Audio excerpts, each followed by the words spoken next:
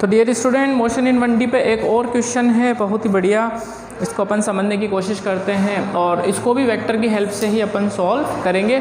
तो पहले मैं आपको क्वेश्चन समझा देता हूँ क्या है। मैंने पूरी लैंग्वेज नहीं लिखी हुई है, मैंने डायग्राम बनाया हुआ है जिससे मैं आपको समझा दूंगा पूरी सिचुएशन। देखो, दो पार्टिकल है ए और बी, है ना।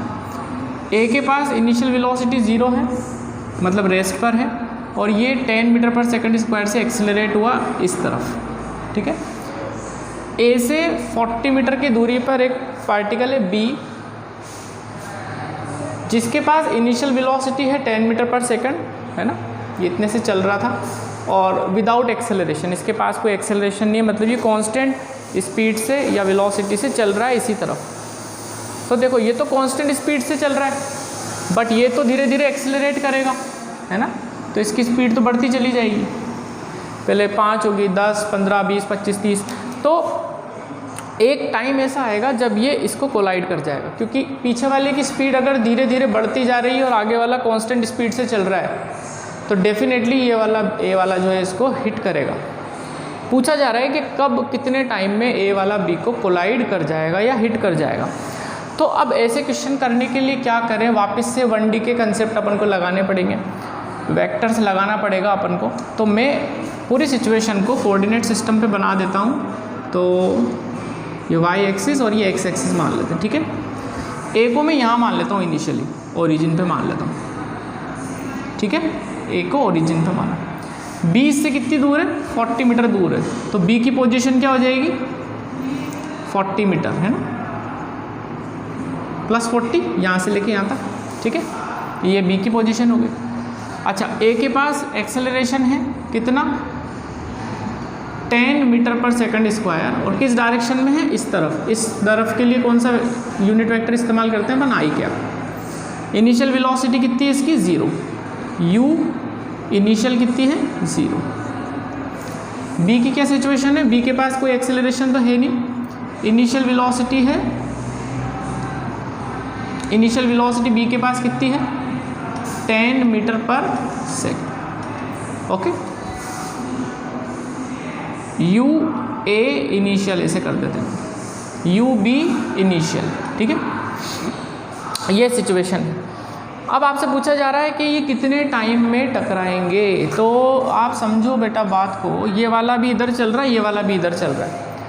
मान लेते हैं कि t टाइम बाद ये कोलाइड करेंगे। जब ये कोलाइड करेंगे तब क्या होगा, तब होगा a और b की जो पोजीशन है वो कोइंसाइड कर जाएगी।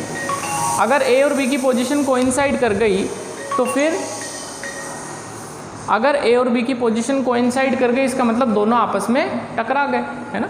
पोजीशन एक जब हो जाएगी, इसका मतलब दोनों आपस में कोलाइड कर जाएंगे, कोइंसाइड कर जाएंगे, ठीक है ना। तो मान लेते हैं कि t टाइम के बाद a की पोजीशन और b की पोजीशन, जो फाइनल पोजीशन है, वो दोनों सेम है। तो a की पोजीशन पता लगाते हैं पहले t टाइम के बाद। तो अपन इक्वेशन लगाते हैं second, s vector is equal to u vector ut plus half a vector into t square. मैंने आपको बताया था डिस्प्लेसमेंट वेक्टर क्या होता है, final position minus initial position. तो फाइनल पोजीशन a की माइनस इनिशियल पोजीशन a की, this is equal to a का इनिशियल वेलोसिटी कितनी है बेटा, 0। t टाइम में पूछ रहे हैं परंतु 0 into t plus half. Acceleration a का कितना है, 10 टी स्क्वायर, और एक्सेलरेशन आई कैप में है तो ये आई कैप, ठीक है। फाइनल पोजीशन a की, इनिशियल पोजीशन क्या है a की, ओरिजिन पे है, मतलब 0। 0 इंटू टी इज 0, प्लस ये कैंसिल हो जाएगा कितनी बार, 5, तो कितना बचेगा, 5 टी स्क्वायर आई कैप। तो x final position of a कितनी आ गई, 5 टी स्क्वायर आई कैप। तो a की फाइनल पोजीशन तो पता चल गई t टाइम के बाद। अब b की फाइनल पोजीशन भी पता लगा लेते हैं, कितने टाइम के बाद, t टाइम के बाद। तो यहाँ सोल्व कर देता हूँ, इसको ऐसे लिख देते हैं, x final b minus x initial a है ना, ये displacement equals to u t plus half a t square, u B का प्लस हाफ ए बी का टी स्क्वायर, है ना। फाइनल पोजीशन क्या होगी वो तो पता लगाना है, एक्स फाइनल बी, ए की इनिशियल पोजीशन, बी की इनिशियल, सॉरी ये बी आएगा यहाँ पे, बी की इनिशियल पोजीशन क्या है, इनिशियली बी कहाँ पर है, प्लस 40 मीटर पर, है ना। तो यहाँ पे लिखेंगे 40 i cap is equal to, ए के पास इनिशियल वेलोसिटी है क्या, यस, बी के पास इनिशियल वेलोसिटी है क्या, यस, 10, तो 10 into T i cap plus half, acceleration है क्या इसके पास, नहीं है, 0 है, तो 0 इंटू टी स्क्वायर, तो x final position of B minus 40 i cap is equal to, ये तो 0 हो जाएगा, 10 t i cap, minus 40 i cap को उधर ले जाते हैं, तो फाइनल पोजीशन ऑफ बी कितना आ जाएगा, आई कॉमन ले लेंगे, 40 प्लस 10 टी, 40 प्लस 10 टी। अब ए और बी कब कोलाइड करेंगे बच्चों, ए और बी तभी कोलाइड करेंगे जब final position of B is equal to final position of A, तभी ऐसा हो पाएगा।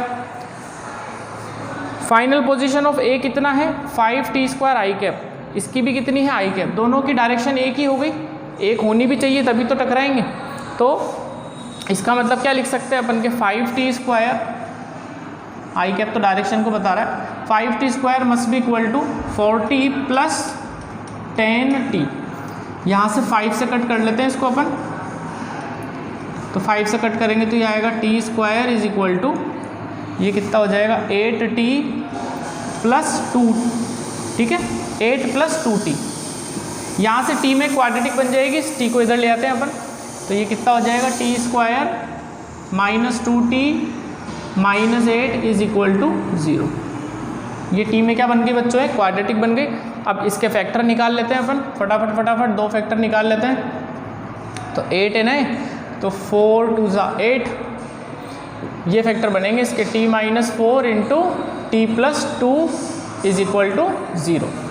यहाँ से t की 2 वैल्यूज़ अपन निकाल लेंगे, एक तो आएगा t इक्वल्स टू 4 सेकेंड, एक आएगा t इक्वल्स टू -2 सेकेंड।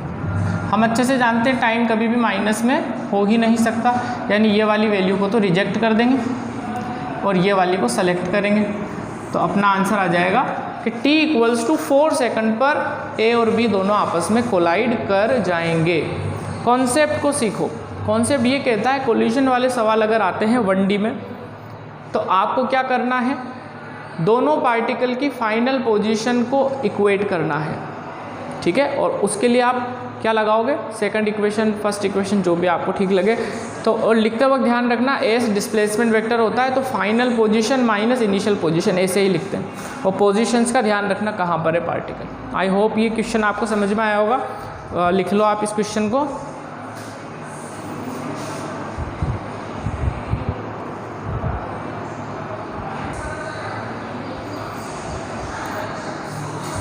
तो लास्ट क्वेश्चन जो अपन ने किया था बेटा, ऐसा ही कुछ क्वेश्चन एक और आया है आपके पास, इस क्वेश्चन को आप रीड आउट करो।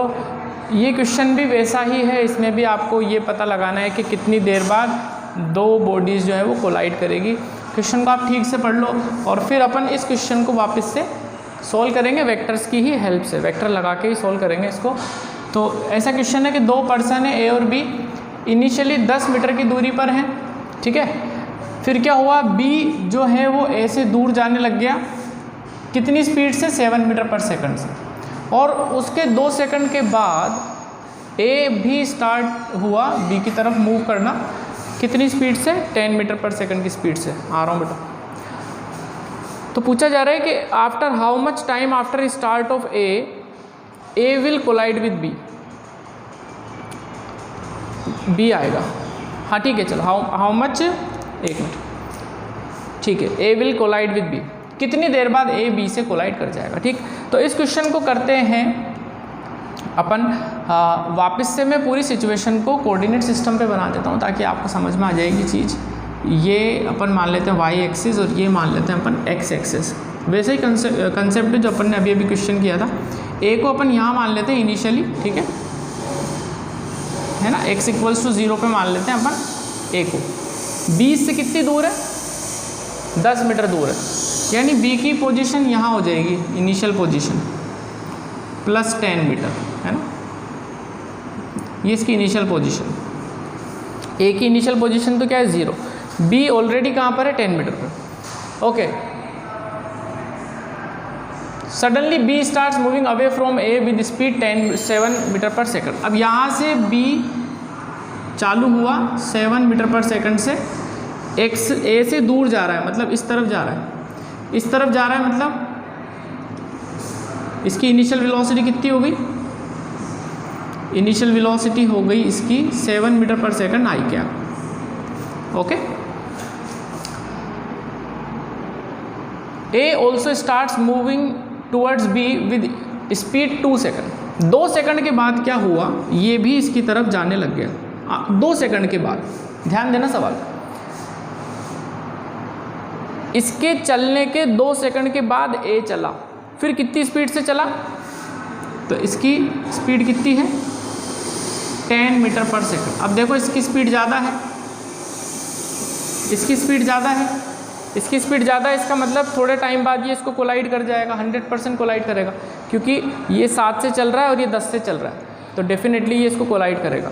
तो जब ये कोलाइड करेंगे बच्चों, जब ये कोलाइड करेंगे तो मान लेते हैं यहाँ पे कोलाइड करेंगे तो ए और बी की फाइनल पोजीशन वापस से क्या हो जाएगी, सेम हो जाएगी। ठीक है, अब अपन वही कॉन्सेप्ट लगाते हैं, बी की फाइनल पोजीशन निकाल लेते हैं, ए की फाइनल पोजीशन निकाल लेते हैं और दोनों को अपन इक्वेट कर देते हैं। तो पहले बी को सोल्व करते हैं, बी के लिए सोल्व करते हैं, तो वही displacement vector is equal to u t plus half a t square. Displacement vector कैसे लिखेंगे, final position of B minus initial position of B is equal to u. Initial कितना है इसके पास 7, टी टाइम में कोलाइड करेंगे ऐसा मान लेते हैं अपन, तो 7t i cap U T हो गया, प्लस हाफ एक्सेलरेशन कुछ है ही नहीं तो 0 into t square. Initial position क्या है बी की, प्लस 10 पे है ये, तो x final B initial position थी इसकी 10 i cap is equal to 7t i cap, ये इधर चला जाएगा, तो फाइनल पोजीशन ऑफ बी कितना आ रहा है बेटा, ये प्लस हो जाएगा, इधर आई कॉमन ले लेते हैं, तो 10 प्लस 7t, ये तो final position of B after time t। अब ए की बात करें, ठीक है, इतना पार्ट तो आ गया समझ में, ऊपर का रब कर देता हूँ मैं। अब देखो आप, अब ए के बारे में सोचो, ए कब चला था, 2 सेकंड के बाद चला था, तो जब बी वाला टी टाइम चल चुका है, ए वाला बी वाला कितने टाइम चल चुका है, टी टाइम चल चुका है, तो ए वाला कितना चलेगा, उससे 2 सेकंड कम। एक मिनट ध्यान से सुनना, मैंने माना कि टी सेकंड के बाद ही कोलाइड करेंगे, तो ये बी वाला तो टी सेकंड तक चला, ए वाला तो 2 सेकंड कम चलेगा ना, क्योंकि 2 सेकंड बाद उसने अपनी जर्नी स्टार्ट करी। ठीक है, तो ए वाले के लिए वापस से अपन इक्वेशन ऑफ मोशन लगा रहे हैं, एस बराबर u t plus half a t square.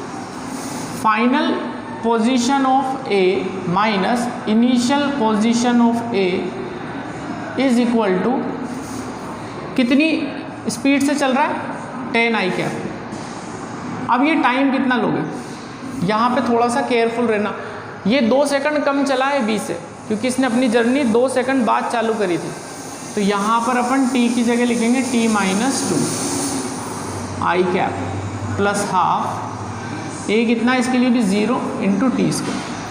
Final position of A minus initial position क्या माने अपन ने इसके 0, तो ये कितना हो जाएगा 10t माइनस 2 आई कैप प्लस 0।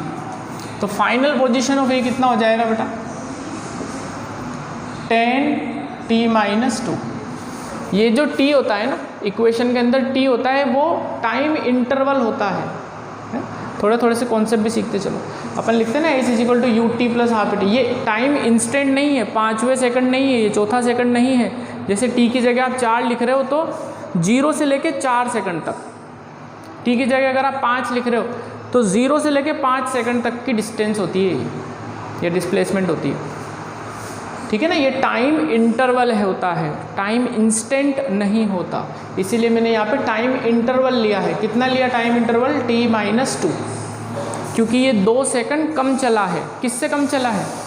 b के मुकाबले, क्योंकि 2 सेकंड बाद भागना चालू किया था इसने, अगर आपने क्वेश्चन ठीक से पढ़ा हो तो फाइनल पोजीशन a की और फाइनल पोजीशन b की आ चुकी है। जब दोनों कोलाइड करते हैं तो दोनों की पोजीशंस, फाइनल पोजीशन A और फाइनल पोजीशन ऑफ B को इक्वेट कर दो। इसका मतलब इसको इसके बराबर रख दो, इसको इसके बराबर रख दो और सॉल्व कर लो, आंसर आ जाएगा।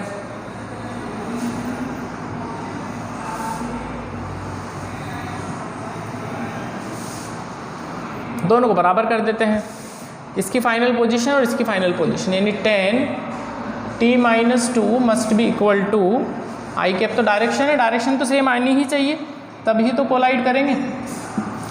ओपन कर लेते हैं इसको, तो 10t-20 is equal to 10 + 7t, इसको इधर ले आओ, उसको उधर ले जाओ, तो 10t - 7t is equal to 10 + 20, ये हो गया 3t इक्वल्स टू 30, तो t हो गया 30/3 दैट इज 10 सेकेंड्स।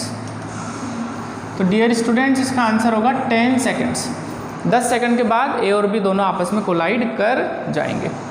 तो देखो इन क्वेश्चंस की हेल्प से आप कॉन्सेप्ट को भी सीखते चलो। यहाँ पर अपन ने ये सीखा कि ये जो टी होता है ये टाइम इंटरवल होता है बेटा, ठीक है ना, टाइम इंस्टेंट नहीं होता है ये, है ना, इंस्टेंटेनियस टाइम नहीं है, इंटरवल है, टाइम इंटरवल है, कितना होगा, ठीक। चलो आप इसको लिख लो और इन क्वेश्चंस को अच्छे से प्रैक्टिस करो।